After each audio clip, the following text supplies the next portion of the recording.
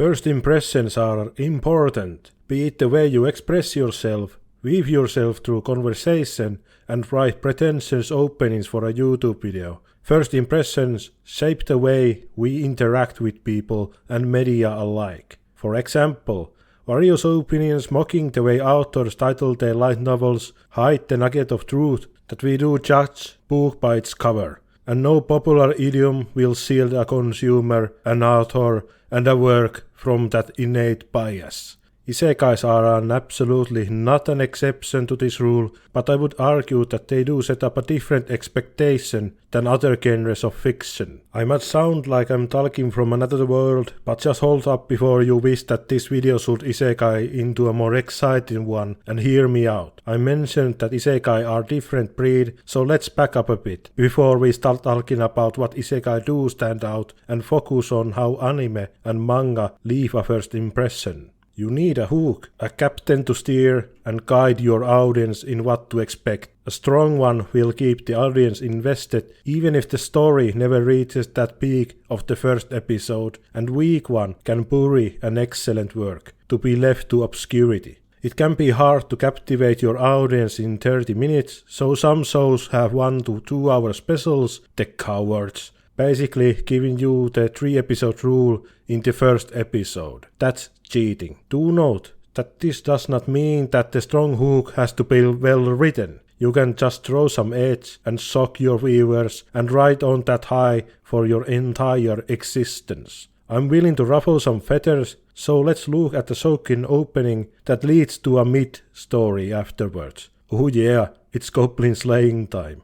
You probably know what the Goblin Slayer is all about, and if you don't, then clue is in the title. Now, outside of the first episode and the first couple of chapters, Goblin Slayer is somewhat interesting and enjoyable at points. You know, outside of what I'm about to talk about. Small little goblins being a genuine threat and would put up Defia's pillager to shame in how many unexpected newbies they smash. Unfortunately, the author didn't stop there and decided that the goblins needed to do more smashing, and added what every hack author does to raise the stakes for our female characters. Goblins gotta have their way with women too. Brr. Because that is really the only way to show that they are really a threat. Now hopefully I'm not the first one to point this out to you, but this trope is terrible and lazy writing, and at best it adds unnecessary stakes for female characters, or at worst be fanservice for your audience. Because the goblins ain't gonna pierce any male character with their spear, except literally of course. Also, if you're writing a comment about how that's how the goblins are in this world, boy, do I have a video for you. Get back to me after your internalized Folding's ideas point. Watching and reading Goblin Slayer's first episode and a chapter made me realize one more thing. The manga is way worse and almost makes the anime look tame in comparison. So as you might have guessed, this first episode really caused a stink, and rightly so, in my opinion. For better or worse, this first episode and the reaction it got really gave the story more legs than a less shocking, well-written one would have done. No one really talks about Akame no Kill other than to point out how terribly edgy it was, and if Goblin Slayer's first episode would have been similar, it most likely would have not become a somewhat major player. This is not a review of a Goblin Slayer as a whole. The events after the first couple of episodes and chapters are the worst, and don't really reflect rest of the show, other than Goblin slaying. There is plenty of that. Which beckons the question, why have goblins have this one trait at all, you hack fraud? So let's look at something less depressing. Gintama infamously has big asterisks when you recommend it, which is you should skip the first 2 episodes. Now I'm not a fan of Gintama, and part of the reason is that I did start from the first episode and didn't really feel like continuing anymore. Yet Gintama ranks at the top for comedy anime, and the first episodes do not do it justice. So what is missing here? A strong hook perhaps, or more accurately, a way too much on reliance to the source material. Perhaps it's that the creators of the anime adaptation feel that a recognizable name is a hook enough, and this is how anime adaptations should work. We have seen this same pattern repeat multiple times, and most notable examples I can think of are the Berserk 97 TV anime and Fate Zero. In Berserk's case, the first episode feels disconnected from everything else, and in Fate Zero's case, The first episode is just an info dump, which is a typical for Fate.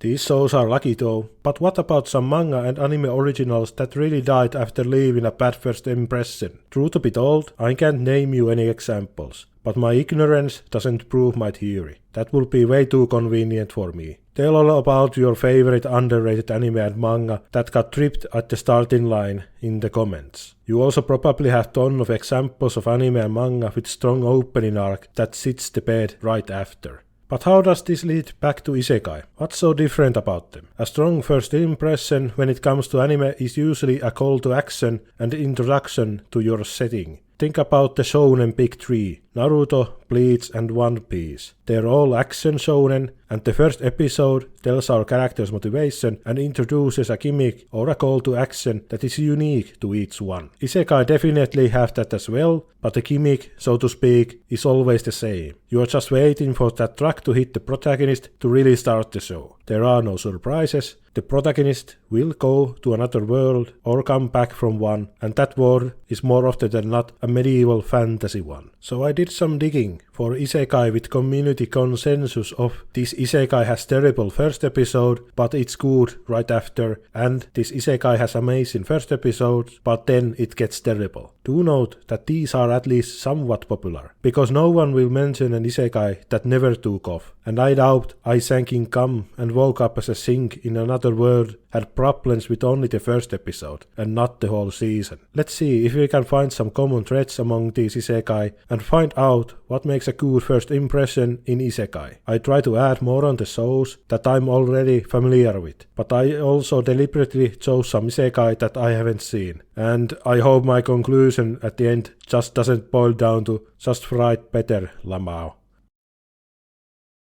Put the tape in and it just fades up on gang rape. Guess what you should write better though? Your opening minute and Skeleton Knight in another world really blows its load out in the first minute. A full 1 minute rape scene to open up your fun adventure in an Isekai world. I knew it was bad when there was a warning at the beginning of the episode, but I wasn't ready that it began instantly.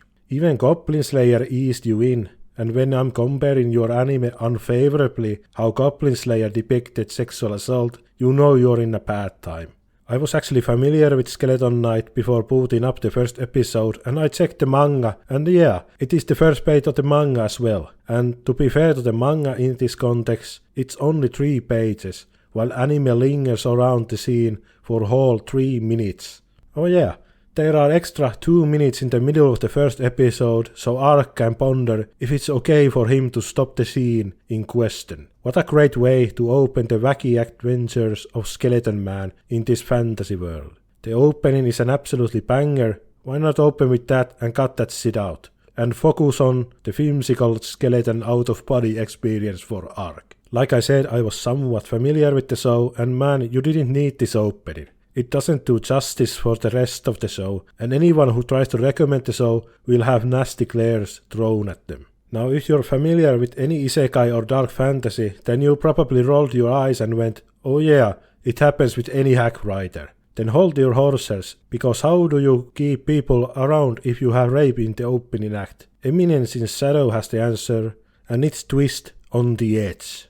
I was genuinely surprised by Eminence in Shadow. I wouldn't call it well written, and it does have the nasty touch during the first episode, but it's so edgy, comical, and if you would go blind to this show, you'll probably think the twist at the end is so out of left field that it's hilarious. Before the twist, the show begins as an edgy vigilante show where our main character delivers justice and takes down full-ass men as a high schooler. I was even a bit intrigued by the story. An actress who was kidnapped by a stalker as a child and had an immense fear for others and social anxiety as a result, literally putting on a mask to entertain others. I actually want to watch this show instead of what Eminence in Shadow becomes after the first episode. So the twist is that it's actually an Isekai. I mean, the video probably spoiled you. And our main character gets off-screened by a truck after heroically saving our heroine. It gave me such a whiplash that I laughed out loud. I guess that is a good hook for your Isekai show.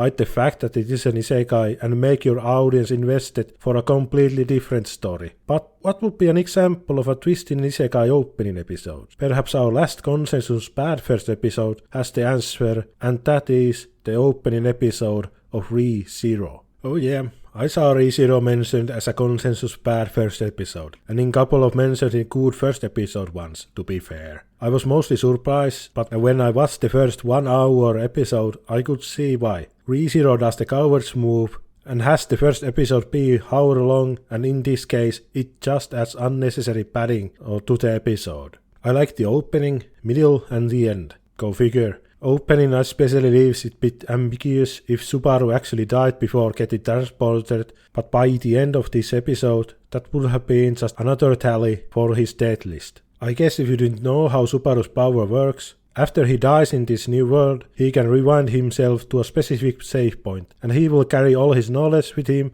and pain, while other characters act like they've never seen him before. It's an interesting concept, but unfortunately for Re:Zero, I found the first episode quite boring. Not terrible, just boring. And I felt that if it was just 30 minutes, it would have left a bigger impact on me. Then again, if my main criticism of your show is that it's a bit boring in the middle parts, then that's almost high marks in this context. And to be fair, I found the second half more engaging than the first. The entire half has a bomb under the table and you're just waiting for it to explode. I guess I was too harsh at the start. So I'm not going to spend any more time on Re:Zero. It's super popular, and if you've not heard about it before this video, then what rock have you been living under? Do you recognize this girl? She is everywhere. So those were the consensus bad picks for an isekai opening episodes. And I have to lay out my cards to the table. I couldn't find any consensus good picks for an isekai opening episodes that fell off right after. People just don't like talking about the somewhat good first episodes that fell off instantly after. It's usually only after multiple episodes or at the end. So I just picked up some isekai I wanted to watch, and they were always recommended in what isekai to watch discussions. So in the spirit of Re:Zero, let's start with an isekai that I found a bit boring at parts, but unlike Re:Zero, the unique protagonist and slice of life aspect worked for me.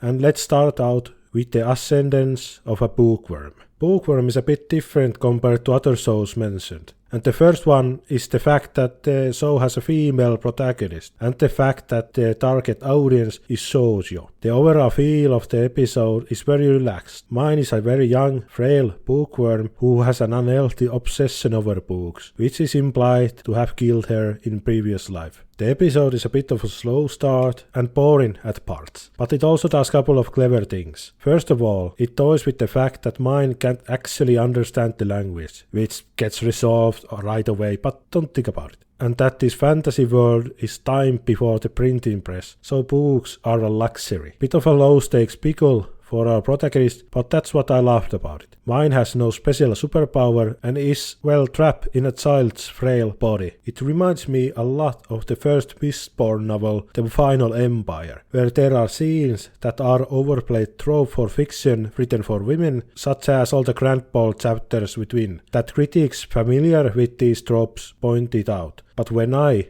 completely unfamiliar to this fact, read it, it feels like the hypest shit. Like, give me those courtroom drama, I fucking loved it. So if you're a man, then give a bookworm a chance. You might find it surprisingly refreshing. But how would you do everything right for your opening impressions in an isekai show? Let's look at the best of the bunch I selected. That time I got reincarnated as a slime.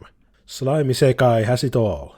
Good setup, interesting protagonist, roasted children, and memes. I was truly engaged the entire way, even if there are very familiar story beats the whole episode. Our main character gets killed by saving someone, but he is not a complete need, so you buy it. Being reincarnated as another stable JRPG lower level enemy, a slime, instead of, let's say, a goblin.